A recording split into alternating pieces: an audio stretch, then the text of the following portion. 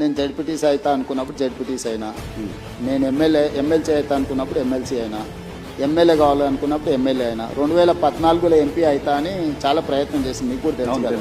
కాకపోతే 19లో అయినా అదే మల్కాజ్గిరి నుంచి, 14లో కూడా మల్కాజ్గిరి నుంచి అవుతా అని చెప్పింది, తెలుసు కదా.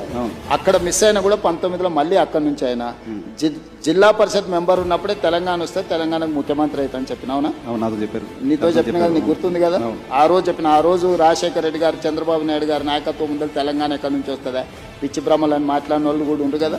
వచ్చింది కదా, వచ్చిన తెలంగాణకు ముఖ్యమంత్రి అయినా కదా.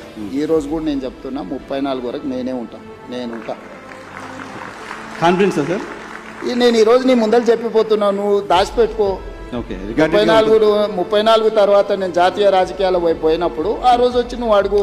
ఆ రోజు చెప్పి 34 వరకు ఇక్కడ 34 వరకు స్టేట్ పాలిటిక్స్. 34లో గెలిస్తే కూడా రేవంత్ రెడ్డి సీఎంగా ఉండరు, వెళ్ళిపోతారు. 34 తర్వాత మొత్తం 100% సీట్లు గెలిపించి కాంగ్రెస్కి అధికారం ఇచ్చినా కూడా నేను ముఖ్యమంత్రి పదవి తీసుకోను.